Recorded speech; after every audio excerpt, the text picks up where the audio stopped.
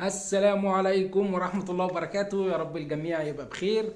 مليون مبروك لكابتن طارق حامد واحمد حجازي في فريق اتحاد جدة السعودي الصعود لنهائي كاس السوبر السعودي وملاقاة نادي الفحاء ان شاء الله يوم الاحد. ان شاء الله الكاس يبقى اتحاداوي لفرحة لاعبنا وقائد نادي الزمالك السابق كابتن طارق حامد واحمد حجازي نجم منتخبنا الوطني. ان شاء الله باذن الله. ماتش كان ممتع، ماتش كان رهيب، كميه فلوس بتتحرك على الارض ونجوم موجوده في الملعب.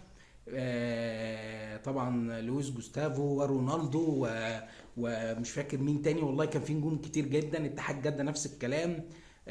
في لعيبه من مش اسم زي رونالدو ولا لويس جوستافو، لكن لعيبه برازيليين ومن الارجنتين وامريكا الجنوبيه مغرقه السعوديه عامه، وعاملين حالة وعاملين دوري وعاملين بطولات رهيبة.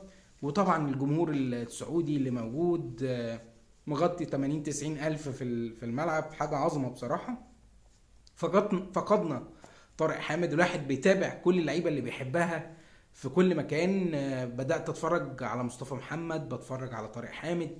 اللعيبة اللي خسرتها بجد، اللعيبة اللي كانت واحد زي طارق حامد من اللعيبه اللي كانت تحت ايدك وفقط 5 مليون جنيه مصري زياده عن العقد القديم كانت هيبقى موجود. خسرت واحد زي طارق حامد كنت محتاجه في وقت زي ده طبعا. قامه وقدوه وراجل في الملعب يشد اتخن تخين في الملعب. لكن يعني الحمد لله. خش الشق التاني وهو فيريرا.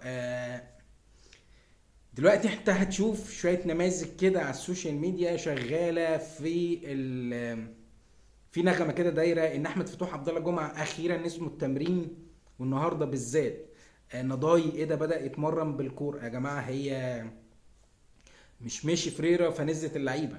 فريرة واضع برنامج تأهيلي لأحمد فتوح عبد الله الجمعة كان مدته أسبوعين، والمدة انتهت بنهاية الأسبوع، فنزلوا التمرين النهارده. فانك تشوف حد حاطط على صفحته بيتكلم اللعيبه حست بقى ان هي حره ومش الجبروت، لا يا جماعه مفيش الكلام ده، وان هي مش تلعب في مراكزها. اللعيبه ما كانتش متذمره عشان ما بتلعبش في مراكزها، ما شفناش الكلام الفارغ ده.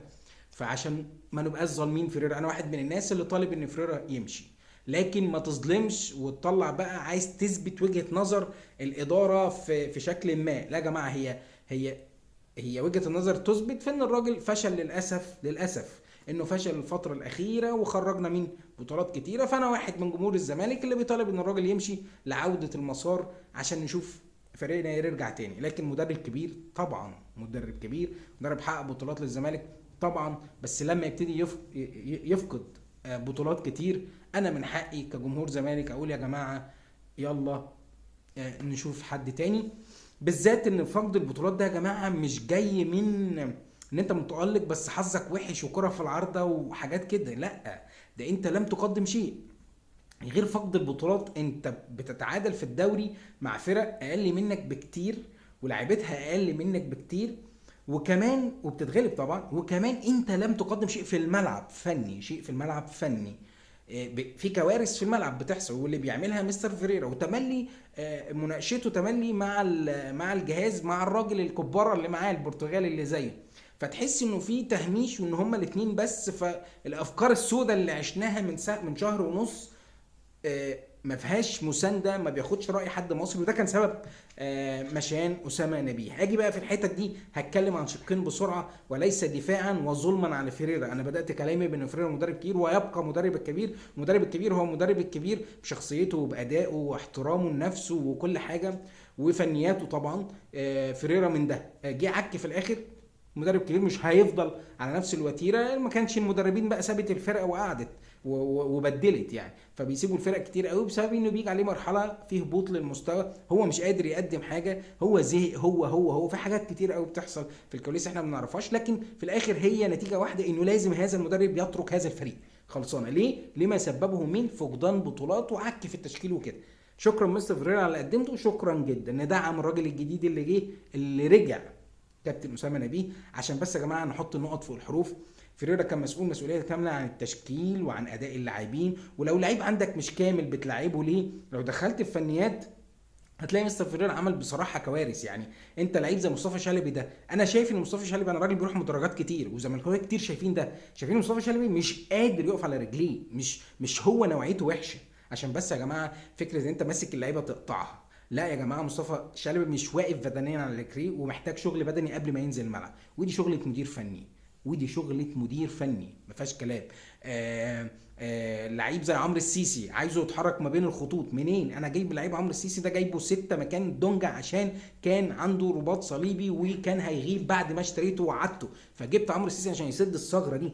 لكن يتوجد دونجا والسيسي ومطلوب من السيسي يعمل دور 8، هو ممكن يتوجد دونجا والسيسي بحيث ان انا هلعب 2 ارتكاز، ده انا افهمه، يبقى الاثنين ماسكين نص الملعب والاثنين بيميلوا في حضن المدافعين. لكن تقول لي السيسي بيتحرك ويعمل الادوار الهجوميه فبعمل مثلث مقلوب فبيبقى السيسي، لا، بتلعب بدونجا وبتلعب اتنين عندهم مهاره زي امام، تلعب بامام وسيف جعفر وورا دونجا، فاتفهم كده ان امام يرجع يعمل دور دفاعي مع دونجا وسيف هو اللي يعمل دور الهجومي، ولما يبقى معاك الكوره يبقى امام وسيف بيتحركوا قدام دونجا، ده يتفهم. اما تقول لي عمرو السيسي يعمل دور، ما عندوش التالنت وما عندوش المهاره في كده يا جماعه. فما تديش حد سوري يعني اكبر من حجمه وتستناه منه مردود وتقول ده وحش، لا يا جماعه معلش. نفس الكلام انا عندي يقين ان سامسون عنده مشكله عدم تاقلم، لسه سامسون مش حاسس بقيمه المكان، هو مش حاسس بقيمه ان هو في مصر اصلا وبيلعب في دوري مصري وفي غربه، هو حاسس بغربه، الولد ما بيعرفش يستلم كوره وهو لعيب كوره كويس، احنا شفنا له كلنا شرايط، هتخبط دماغك فرحت يا جماعه. في حاجه اسمها المعايشه والتاقلم ولان كان عمرو زكي راح عاش بقى في انجلترا ما لعبش 10 ماتشات جاب 10 تجوان وجه، ولو ان ميدو يعني خد بقى يعني اللي عاشوا شوف المستويات عامله ازاي. فانت لما تيجي يا جماعه تجيب لعيب من الدار للنار، انت جايب مصطفى شلبي الراجل بينزل يمزج نفسه كوره في انبي وحريفه وبتاع، مش مطلوب منه يكسب بطولات ولا مطلوب منه يكسب كل ماتش ولا اي حاجه.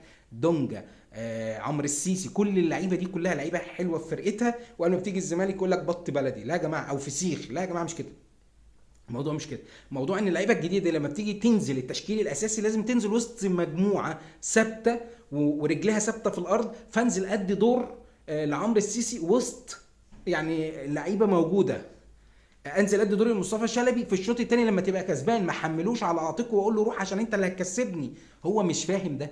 صدقوني لازم الهارمون يحصل، ده لازم يحصل ازاي؟ انه يبتدي ياخد كتير ثقه وماتشات في وسط فوز وانتعاشه للفرقه مش انتكاسه. انت مش هايل كل حاجه للعيبه الجديده وان هي صفقات فاشله عشان هم مش عارفين يعملوا لك ده، مش عارفين لان هم لسه ما عندهمش ده يا جماعه، لسه لازم تعي انت ده تماما، اديله بس فرصته وبعد كده نقيم.